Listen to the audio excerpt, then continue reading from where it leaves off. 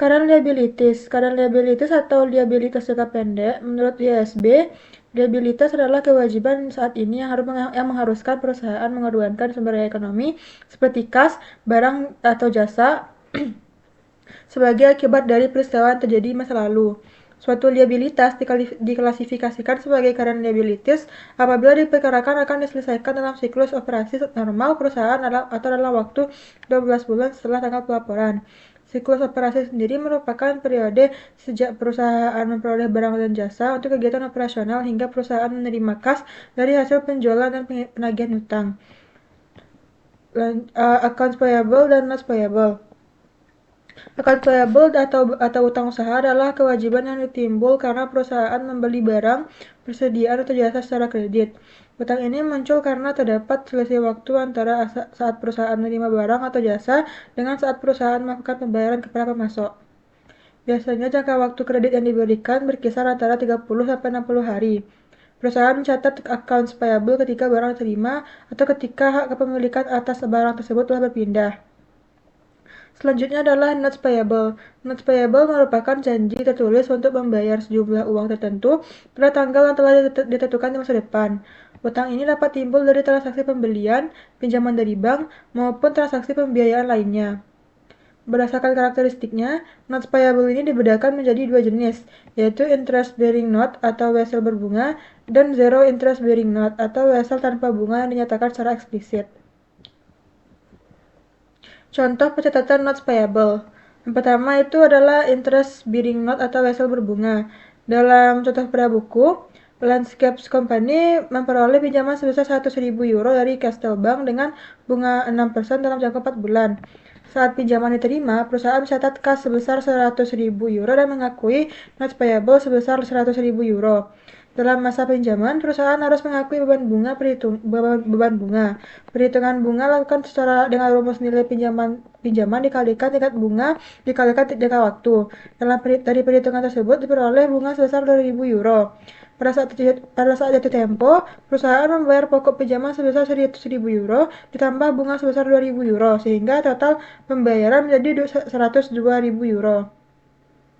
Jenis kedua adalah zero interest bearing note. Pada jenis ini bunga tidak dicantumkan secara langsung dalam wesel. Dalam contoh, nilai jatuh tempo wesel adalah 102.000 euro, tapi perusahaan hanya menerima kas sebesar 100.000 euro saat penerbitan. Selisih sebesar 2.000 euro ini merupakan bunga yang diakui selama masa pinjaman. Saat jatuh tempo, perusahaan membayar nilai nominal wesel sebesar 102.000 euro. Walaupun metode pencatatannya berbeda, total bunga yang diakui dan total kas yang dibayarkan pada kedua jenis wesel tersebut pada akhirnya tetap sama. Lanjut ke current maturities of long-term debt, yang dimana ini merupakan bagian dari utang jangka panjang yang akan jatuh tempo pada 12 bulan berikutnya. Bagian yang jatuh tempo tersebut harus dipindahkan dan dilaporkan sebagai current liabilities. Namun, utang tersebut tidak diklasifikasikan sebagai current liabilities apabila akan dibiayai kembali melalui penerbitan utang jangka panjang baru atau akan dikonversi menjadi saham biasa. Yang kedua adalah short-term obligation expect to be refinanced. Ini adalah utang jangka pendek yang direncanakan untuk dibiayai kembali menjadi utang jangka panjang. Agar dapat diklasifikasikan sebagai non-current liabilities, perusahaan harus memiliki hak untuk menunda pelunasan paling sedikit 12 bulan setelah tanggal pelaporan, dan perjanjian refinancing tersebut harus sudah berlaku pada tanggal laporan posisi keuangan. Yang ketiga adalah dividends payable. Dividends payable muncul ketika Dewan Direksi mengumumkan pembagian dividen tunai kepada pemegang saham. Setelah diumumkan, perusahaan memiliki kewajiban untuk membayar dividen tersebut sehingga diakui sebagai current liabilities.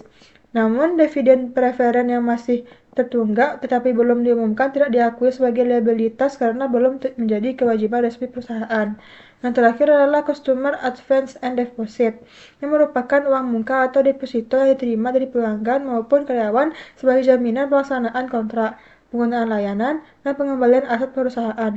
Klasifikasi sebagai current atau non-current liabilities bergantung pada kapan kewajiban tersebut akan diselesaikan. Lalu kita memasuki pembahasan unearned revenue. yang dimana pendapatan yang uangnya sudah diterima di muka oleh perusahaan, tetapi barang atau jasanya belum diberikan kepada pelanggan.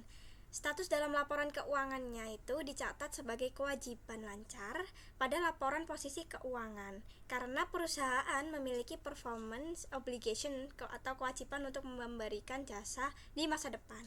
Contoh kasus nyatanya yakni penerbit majalah, maskapai penerbangan, lalu ada perusahaan software. Aturan pencatatan jurnalnya itu saat menerima pembayaran di muka, debitnya kas dan kreditnya unearned revenue. Lalu saat barang atau jasa mulai diberikan pendapatan yang diakui, itu debitnya unearned revenue dan kreditnya revenue.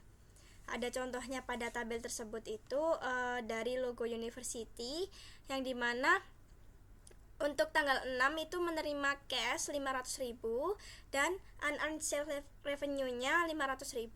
Lalu setelah diberikan each game logo university, maka pada 7 September itu ada unearned sales revenue-nya pada sales revenue. Dan di sebelahnya itu ada tabel juga mengenai type of business, seperti Ireland itu unearned revenue-nya itu apa, lalu magazine itu hotel, auto dealer, dan retail. Nah, selanjutnya kita memasuki pembahasan sales and value add tax payable, yang dimana pajak konsumsi umumnya berupa sales tax atau value add tax atau VAT, bertujuan menghasilkan pendapatan bagi pemerintah seperti halnya pajak menghasilkan badan atau perorangan. Kedua pajak ini memiliki tujuan yang sama, yakni mengenai pajak kepada konsumen akhir dari barang atau jasa tersebut, namun keduanya menggunakan metode yang berbeda untuk mencapai tujuannya. Akuntansi untuk sales tax payable itu konsep dasarnya dipungut hanya satu kali pada tahap transaksi akhir ketika barang dijual langsung kepada konsumen akhirnya. Contoh pencatatannya itu pada kasus Halo Supermarket yang menjual roti sebesar 2.400 dengan tarifnya 10%. Sehingga jurnalnya kas 2.640, sales revenue-nya 2.400 dan sales tax payable-nya 240, yang dimana perusahaan itu mencatat kewajibannya atas pajak yang dipungut dari pelanggan sebelum disetorkan ke otoritas pajaknya. Ini disebut sales tax payable. Lalu ada penyesuaian jika pajak digabung dalam pendapatan. Banyak perusahaan tidak memisahkan pajak penjualan saat transaksi, namun mengkreditkan totalnya langsung ke akun sales revenue-nya. Perusahaan harus melakukan penyesuaian dengan mendebit sales revenue dan mengkredit sales tax payable-nya. Contoh kasus penyesuaiannya itu saldo sales revenue sebesar 150.000 euro sudah termasuk dalam pajak penjualan 4%. Nah, sehingga dihitung penjualan realnya itu 150.000 euro dibagi dengan 104 dikurangi dengan 144.230,77 euro. Ya, sehingga utang pajaknya juga 150.000 euro dikurang dari hasilnya tadi 144.230,77 euro itu menghasilkan 5.769,23 euro, sehingga dituliskan sales revenue hasilnya yang 5.769 dan sales tax payable-nya 5.769. Lalu ada akuntansi untuk value add tax payable atau VAT atau PPN yang digunakan oleh lebih dari 100 negara.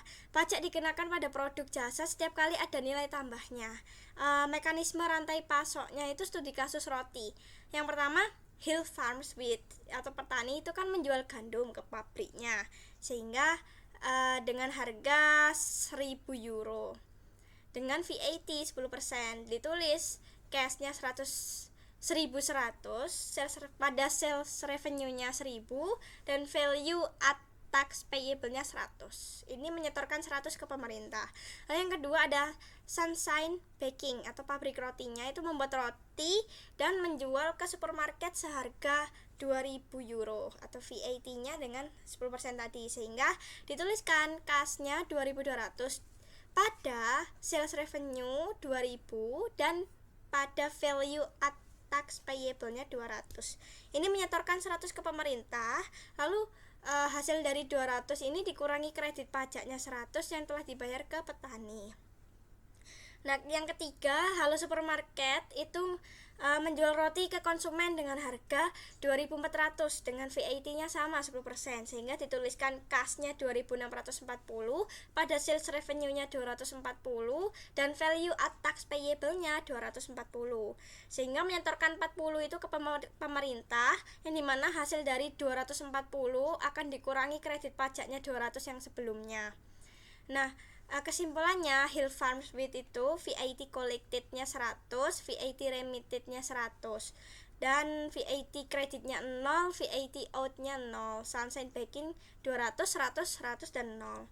Halo Supermarket juga 240, 40, 200 dan 0. Sehingga totalnya VAT collected itu 540, VAT remitted itu 240, VAT credited itu 300, dan VAT out itu 0. Kita memasuki pembahasan employee related liabilities. Ada payroll deduction atau potongan gaji, itu jenis potongan umum seperti pajak, premi asuransi, tabung karyawan. Lalu semua jumlah yang telah dipotong dari gaji karyawan tapi belum disetorkan ke pihak berwenang, pada akhirnya periode akuntansi itu wajib diakui sebagai liabilitas jangka pendek.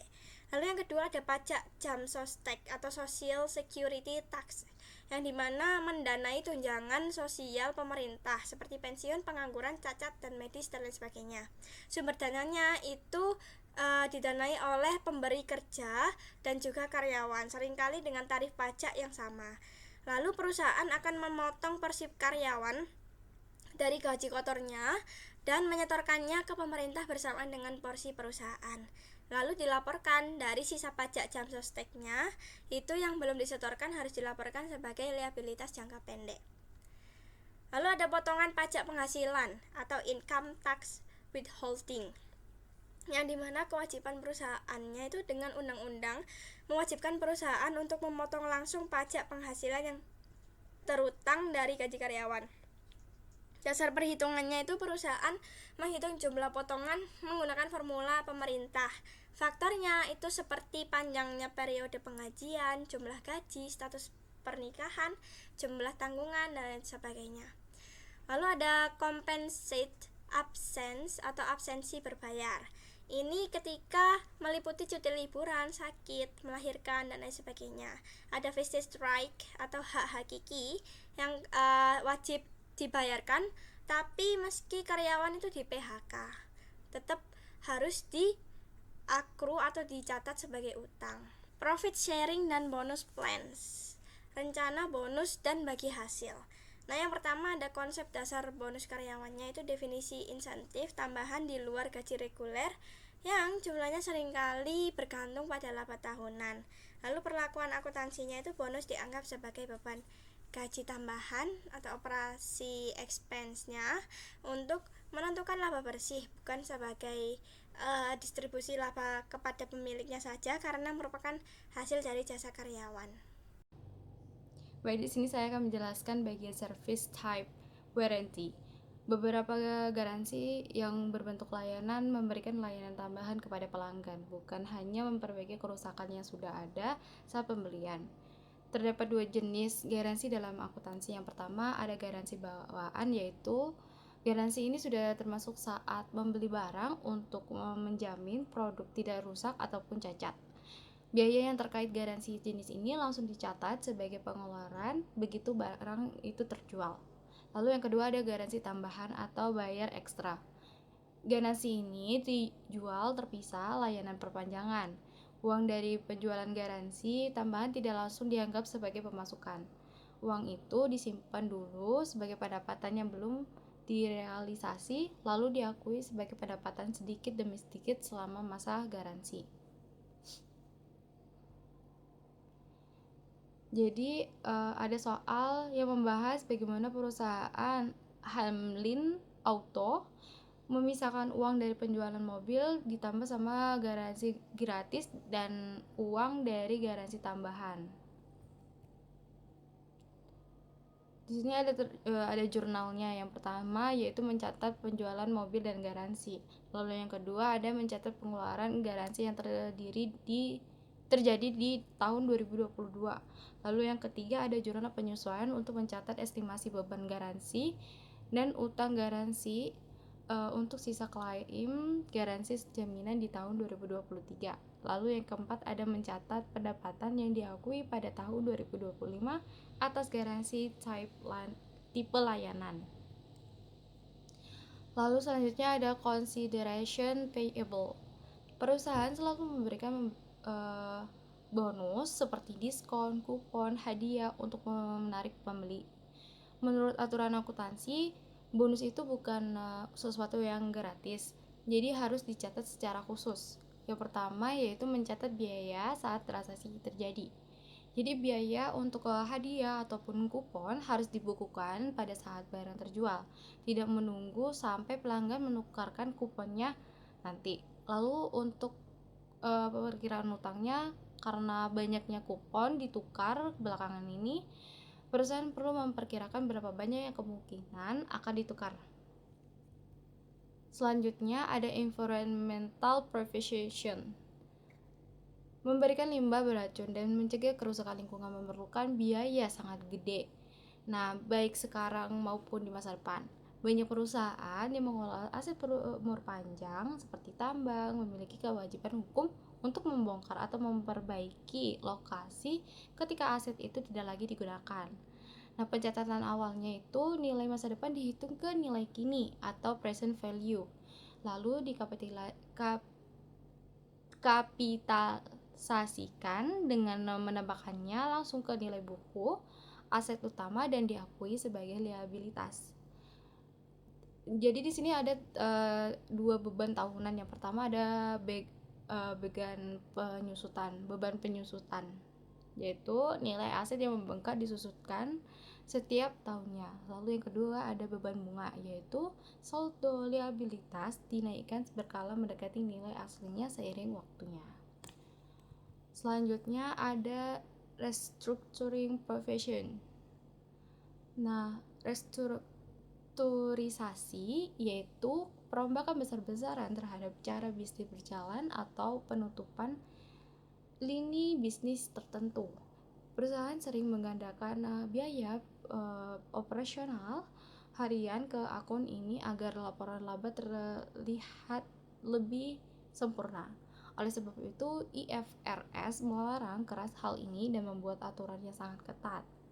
Nah, cara pencatatannya yaitu utang restrukturisasi baru boleh dicatat jika rencana perombakannya sudah matang, formal, dan sudah diumumkan secara resmi kepada karyawan maupun pelanggan yang berdampak. Jadi hanya biaya langsung seperti pasokan PHK karyawan dan denda pemutusan kontrak sewa yang boleh dimasukkan. Biaya seperti melatih ulang karyawan, pindahan kontrak, iklan, investasi, sistem baru, ataupun potensi kerugian operasional di masa depan dilarang keras untuk digabung. Nah, pada materi kali ini kita akan membahas mengenai provision atau provisi, yaitu kewajiban yang waktu maupun jumlah pembayarannya itu masih belum pasti, sehingga perusahaan itu masih perlu melakukan adanya estimasi. Nah, berbeda dengan utang biasa yang nominal dan tanggal pelunasannya itu biasanya sudah diketahui secara jelas, karena provisi sendiri mengandung unsur ketidakpastian. Nah, meskipun demikian, perusahaan itu tetap harus mengakuinya apabila terdapat kemungkinan-kemungkinan besar bahwa kewajiban tersebut akan menimbulkan pengeluaran sumber daya ekonomi di masa depan. Nah, dalam praktik bisnis, provisi itu sering muncul dalam berbagai situasi. Contohnya seperti garansi produk, pengembalian barang atau refund, gugatan hukum, restrukturisasi perusahaan, hingga kewajiban lingkungan. Sebagai contoh, sebuah perusahaan elektronik menjual televisi dengan garansi 1 tahun.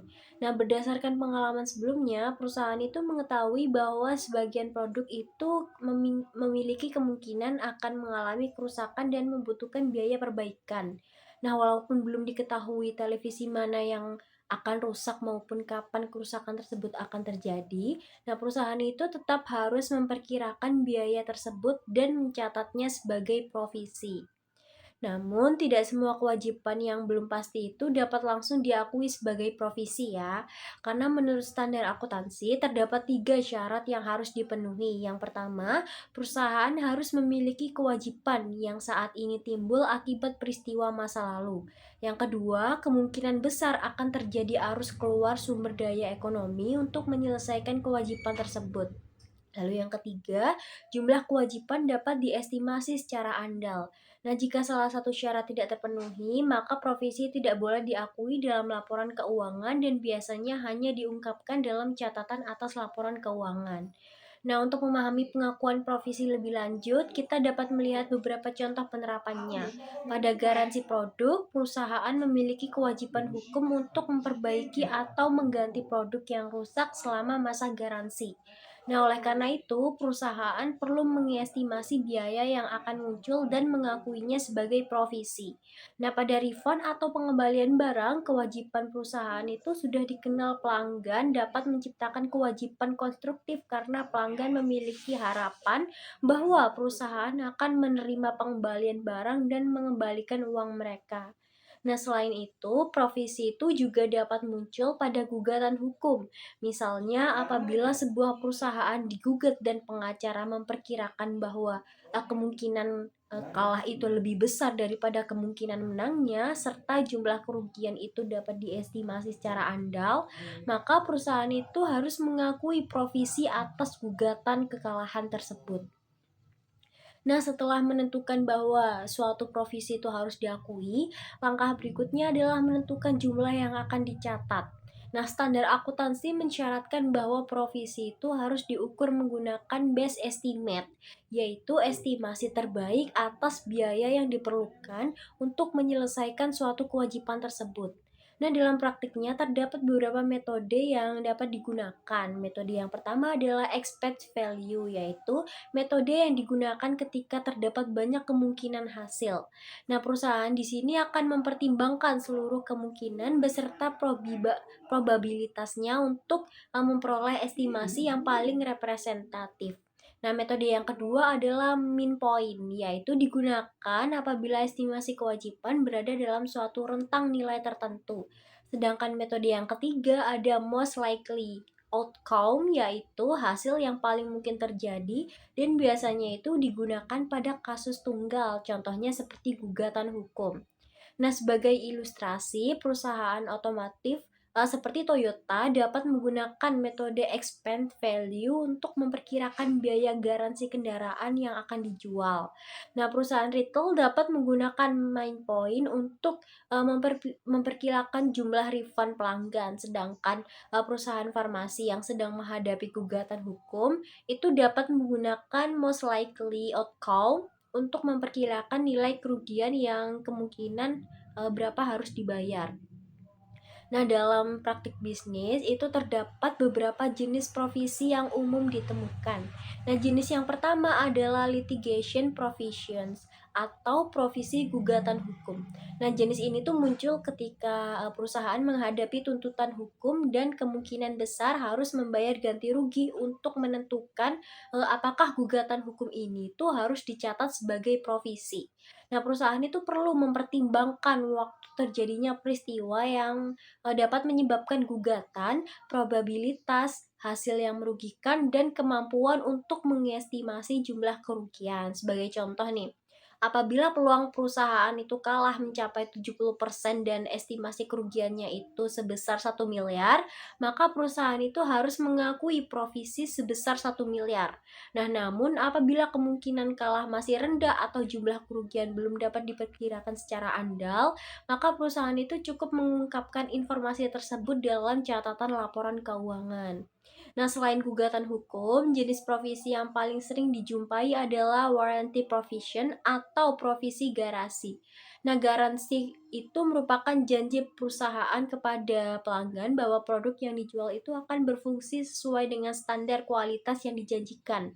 Nah, ketika produk mengalami kerusakan selama masa garansi, perusahaan itu memiliki kewajiban untuk memperbaiki, mengganti, atau memberi kompensasi kepada pelanggannya.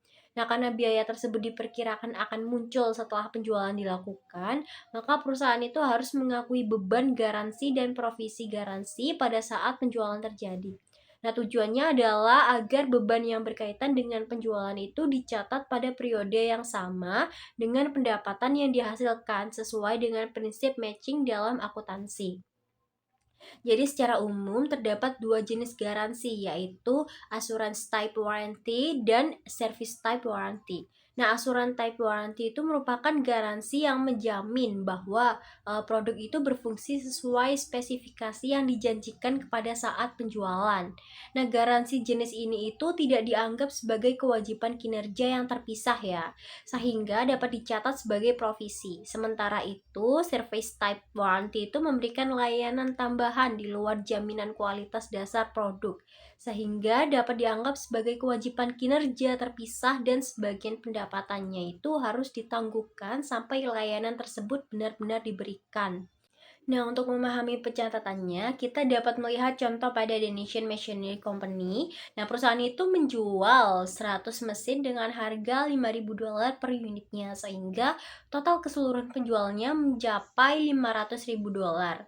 Nah, berdasarkan pengalaman sebelumnya, perusahaan itu memperkirakan biaya garansinya sebesar $200 per mesin atau totalnya sebesar $20.000.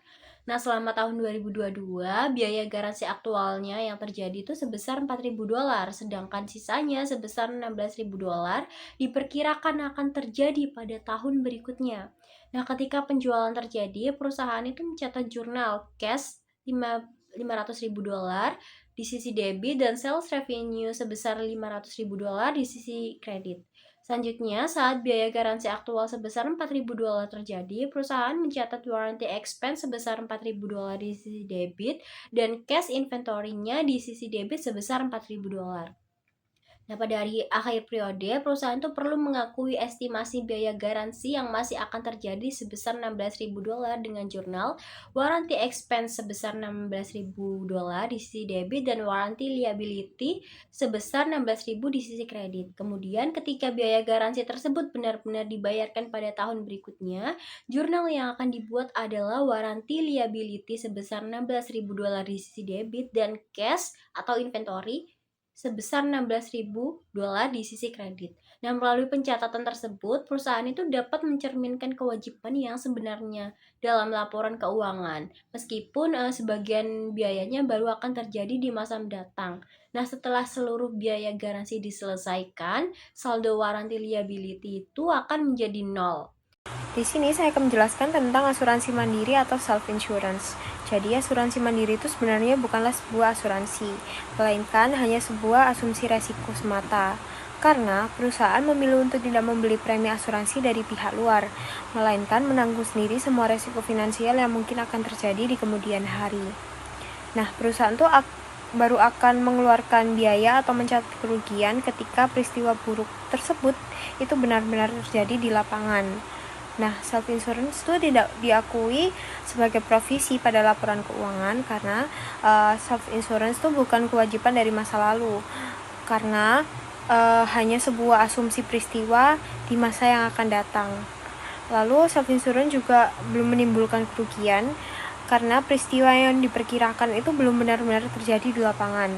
Lalu self-insurance itu tidak menimbulkan penurunan nilai aset seperti kemunculan utang atau kewajiban yang sah bagi perusahaan. Berikutnya ada kewajiban contingent atau contingent liabilities. Nah, kewajiban contingent itu digunakan untuk kewajiban potensial yang tidak boleh dicatat atau diakui dalam laporan keuangan utama, seperti laporan posisi keuangan maupun neraca. Nah, suatu kondisi dikategorikan sebagai kewajiban kontingent jika memenuhi salah satu dari 3 situasi berikut. Yang pertama, perkiraan kewajiban yang keberadaannya belum pasti, karena masih harus menunggu konfirmasi dari peristiwa di masa yang akan datang. Karena semua itu berada di luar kendali perusahaan itu. Lalu yang kedua, ada perusahaan memang memiliki kewajiban saat ini, namun kecil kemungkinan perusahaan harus mengeluarkan uang untuk menyelesaikannya. Lalu yang ketiga, ada perusahaan memiliki kewajiban saat ini, tetapi jumlah nominal uang yang harus dibayarkan sama sekali tidak bisa diestimasi atau dihitung sebagai nilai yang akurat. Lalu, kewajiban kontingen itu tidak dimasukkan ke dalam akun utang laporan keuangan. Lalu sebagai gantinya, informasi kontingen itu wajib diungkapkan secara detail ke dalam CALK atau catatan laporan keuangan, agar investor atau pembaca laporan keuangan itu tahu adanya resiko tersebut. Nah, tapi jika peluang terjadi resiko itu sangat kecil atau hampir tidak ada, kurang dari 5%, itu maka perusahaan itu tidak perlu menuliskan apapun, karena itu dianggap bebas dari kewajiban pengungkapan karena kecil kemungkinannya. Berikutnya ada kontingen aset atau aset kontingen. Nah, aset kontingen itu merupakan potensi keuntungan atau potensi aset di masa depan. Nah, aset kontingen sendiri itu adalah aset yang mungkin timbul dari peristiwa masa lalu. Namun, kepastian apakah aset ini tuh benar-benar menjadi milik perusahaan atau bukan, itu masih bergantung pada terjadi atau tidaknya suatu peristiwa di masa depan. Karena peristiwa tersebut tuh di luar kendali perusahaan. Secara umum, aset kontingen tuh tidak boleh diakui atau dicatat sebagai laporan keuangan, agar perusahaan tidak mengakui pendapatan yang belum pasti. Nah, aset kontingen perlakuannya tuh dibedakan berdasarkan tingkat kepastiannya. Yang pertama, ada kemungkinan besar, peluangnya itu dari 51% hingga 89%. Statusnya tuh belum boleh dicatat sebagai aset di laporan keuangan, tetapi wajib diungkapkan dan dijelaskan dalam CALK atau catatan atas laporan keuangan.